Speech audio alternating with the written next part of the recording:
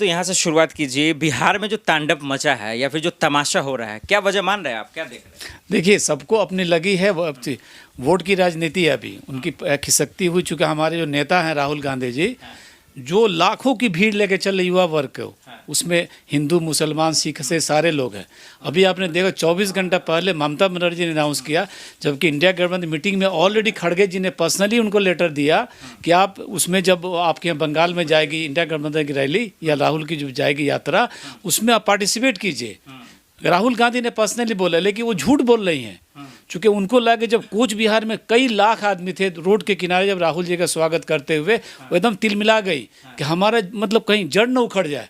इसीलिए उनको आहत हो गया था। सीबीआई आईबी के लोग बताते हैं कि भाई अब आपका कुछ चलने वाला नहीं है, अब कांग्रेस की चलेगी। इसके बाद जो 15-20 लोकसभा के सीटें हैं उसमें इतना ही पावरफुल है तो एक फोन करे पूरा मामला को सलटा ले, सलट क्यों नहीं रहा? नहीं, सलटने, सुनिए दिक्कत क्या है कि सब नेता, छोटे दलों को ये लग रहा है कि हमारा अस्तित्व खतरे में है, हम कहीं खत्म न हो जाए। क्योंकि कांग्रेस, बोलिए ना कि कांग्रेस ही खत्म होता जाए। नहीं, कांग्रेस बहुत बड़ी पार्टी है और राहुल गांधी जो जमीन बना रहे हैं, आने वाले दिन में 24 में जबरदस्त कांग्रेस को कामयाबी मिलने वाली है।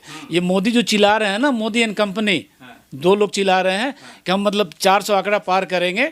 आज उन्होंने सैन फ्रांसिस्को में उन्होंने कुछ कहा, इंडियन में कहा है कि भाई आप ईवीएम हटाइए, तो अब आप उसके बाद इलेक्शन करा के देखिए। आप पंचायत के इलेक्शन नहीं जीतने के उसमें है। आपकी क्या दिक्कत है? नहीं, वहाँ पे हैक करने की संभावना ज़्यादा होती है, लोग हैक करते हैं। जब सिंबल अलॉट होता है उस टाइम में ये लोग बदमाशी करते हैं। तो मतलब आप लोग ये कह रहे हैं कि बीजेपी ईवीएम की वजह से जीत रही है? एकदम जीत रही है बीजेपी। कोई आधार नहीं आज के डेट में। अगर आधार होता तो ये जो सावरकर के जो बांधने वाले लोग फॉलोअर्स है, जिन्होंने बिहार में कर्पूरी के साथ किया था 79 में, उनकी सरकारें गिराई थी, आज उनको अवार्ड सम्मानित दे रहे हैं। छोड़िए ना सावरकर गांधी, उस पर अच्छे से विचार कीजिए। जब ईवीएम पे आते तो ईवीएम पे खुल के बोलिए, फिर बाकी राज्य कांग्रेस कैसे जीत जाए? सुनिए, कागज जीतने के बात है कि वो लोग चोरी करते हैं, चोरी के बिना पे अगर ईवीएम हटा दीजिए, हम बोल रहे हैं कि अभी भी पंचायत के इलेक्शन नहीं जीतेगी। और कोर्ट के रहते हुए ईवीएम से चोरी कैसे कर? चुनाव आयोग खुद उसके अहल नहीं है, काबिल नहीं है, वो गड़बड़ करते रहते हैं, बोलना मुनासिब नहीं है, चूँकि बड़े अधिकारी हैं। इसलिए अगर उनसे बार बार तो चोरी है, फिर बोलने में क्या दिक्कत? नहीं, देखिए इस बार लोकसभा इलेक्शन में जनता खुद फाड़ के बैलेट फेंकेगी। अब उससे करो, अब बैलेट से कराओ, ईवीएम का हटाएगी।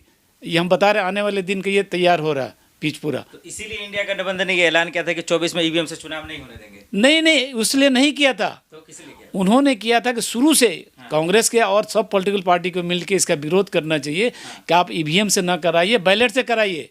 इसकी ऑलरेडी चल रही है, वकील कर रहे हैं, एडवोकेट्स सारे लोग। अगर बैलेट से चुनाव होता है तो फिर कांग्रेस जीत जाएगी, 101% जीतेगी। कांग्रेस को 400 सीट आएगी, 300 नहीं 400 सीट आएगी। सेम है, कांग्रेस बीजेपी भी वही बोलती कि 400 को पार, कांग्रेस भी वही बोली 400 पार। तो फिर नहीं, राजीव गांधी को जो मैंडेट मिला 402 मिलेगा, और ये लोग जो झूठे दो लोग हैं जो दावा कर रहे हैं, कभी इनको सपना पूरा नहीं होने वाला। क्योंकि हिंदुस्तान की पब्लिक चालाक हो गई है, वो कांग्रेस को चुनती है, कांग्रेस स्टेबल है। हमारे राहुल गांधी बहुत बड़े नेता हैं और वो देखते हैं कि भाई कांग्रेस सिर्फ, देखिए आज देश में सिर्फ मुद्दा क्या है, देश में मुद्दा बेरोजगारी है, आपके पास जॉब नहीं है। बेरोजगारी तो मुद्दा है, लेकिन उससे बड़ा सवाल ये है कि जिसके नाम पर आप लोग सीना चौड़ा कर दिखा रहे थे, वो तो आज मैदान में कूदने से पहले भागे, नीतीश कुमार। देखिए नीतीश कुमार जो है, हमने पहले चेहरा वही थे ना भाई इंडिया गठबंधन। नहीं, मेन चेहरा नहीं थे। क्या थे फिर? मेन चेहरा हमारी कांग्रेस है और खड़गे जी थे और राहुल गांधी थे।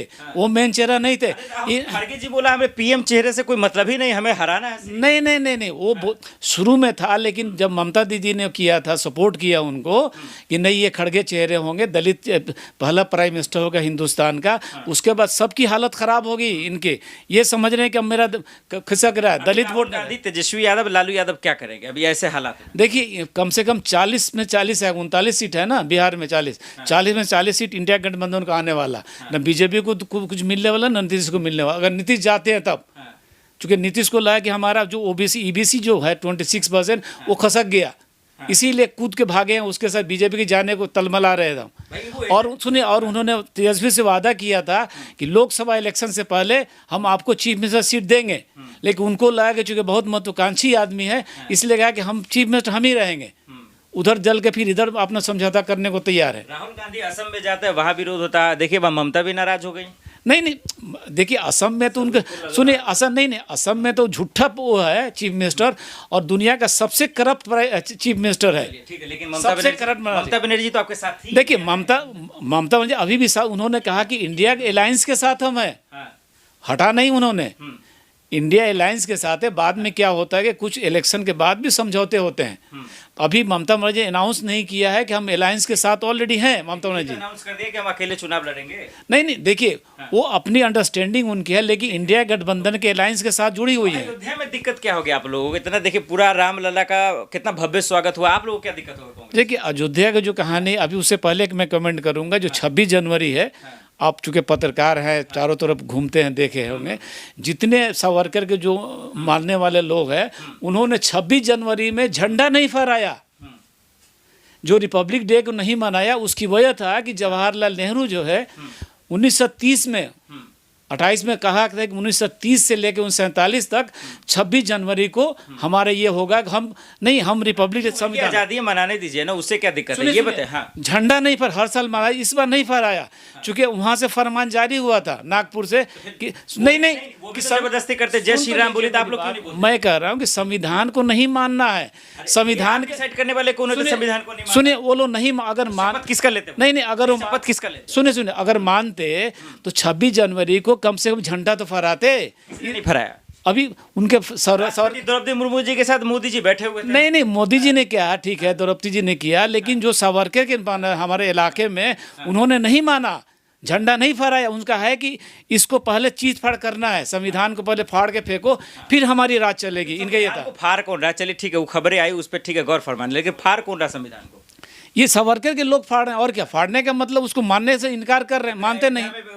प्राण प्रतिष्ठा करने वाले भी वही लोग हैं। देखिए अयोध्या में जो किया गया, बहुत लोगों को मालूम नहीं होगा, चूंकि आप लोग पत्रकार हैं, मालूम होगा 22 तारीख को मोदी ने क्यों चुना था, मालूम है? चूंकि जो सावरकर के मानने वाले लोग हैं, 22 तारीख को 1949 में वो रामलला की मूर्ति रखी गई थी 12 बजे रात के अंधेरे में। अच्छा, इसलिए कांग्रेस नहीं गई? जी, कांग्रेस की बात नहीं है, इसलिए क्यों नहीं गई? सुन तो लीजिए, जवाहरलाल नेहरू, देखिए आप, विपक्ष क्यों नहीं गया? इसका विपक्ष नहीं गया कि एक सेकुलर कंट्री है, और सेकुलर कंट्री को कांग्रेस बहुत जोर शोर से मानती है, और एक सरकारी पद पर रह के आप नहीं जा सकते हैं। मोदी जो उल्लंघन किया आप नहीं कर सकते, ये प्रोटोकॉल का वो है, अब नहीं रह सकते। सेकुलर का मतलब क्या है?